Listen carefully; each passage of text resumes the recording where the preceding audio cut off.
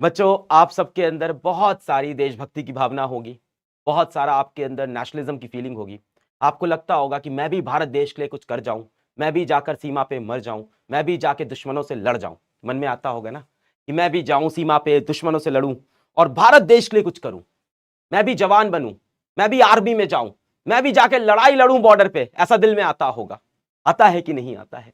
आता है ना दिल में कि अपने देश के लिए मैं भी काश जान दे पाऊं। बेटा, मैं आपको एक चीज बताऊं, देशभक्ति सिर्फ ये नहीं है कि बॉर्डर पे जाके जान देनी है। देशभक्ति ये है कि हर इंसान अपनी ड्यूटी ऑनेस्टी से, हर इंसान अपना काम ईमानदारी से करे। ये है देशभक्ति। क्या हम घर में बैठ के भी अपने देश के लिए कुछ कर सकते हैं? बिल्कुल बेटा, हम देश बदल सकते हैं घर बैठ के।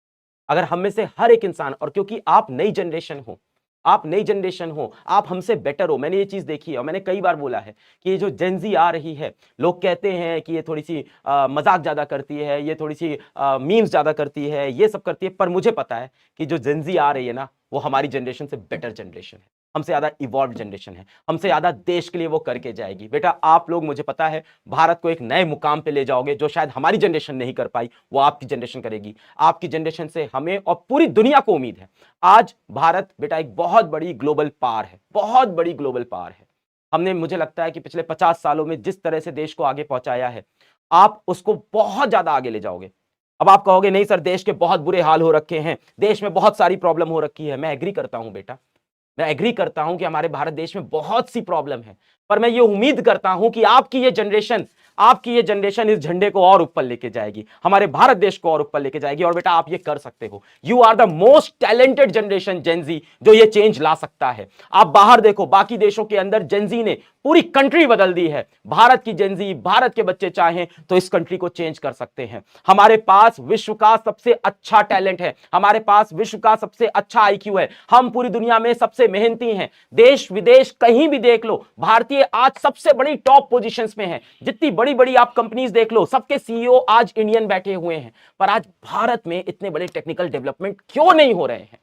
क्योंकि शायद हमारी जनरेशन रिस्क नहीं ले पाती थी। शायद हमारे जो माँ बाप थे, उन्होंने रिस्क नहीं लेने दिया, हमें कुछ ट्राई नहीं करने दिया, हमें वही रेगुलर रास्ते पे चलाया कि ये पढ़ाई कर लो, ऐसा कर लो। आपकी जनरेशन को देश के लिए कुछ करना है, आपकी जनरेशन को इस देश का नाम और ऊपर लेके जाना है। और आप ये कर सकते हो। क्यों कर सकते हो पता है? क्योंकि आपकी जनरेशन के अंदर हमारी जनरेशन जैसी इनसिक्योरिटी नहीं है। आपकी जनरेशन के अंदर हमारी जनरेशन की तरह पुरानी सोच नहीं है। आपकी जनरेशन में एक चीज बहुत अच्छी है, जो सही वो सही, जो गलत वो गलत। आप डरते नहीं हो किसी से। जेनजी साफ बोल देता है कि ये चीज सही, ये चीज गलत। मैं बहुत प्यार करता हूं इस जनरेशन से, और मैं एज अ टीचर पूरी दुनिया को बेटा, जेनजी से उम्मीद हो ना हो, अलग पांडे को इस जेनजी से बहुत उम्मीद है।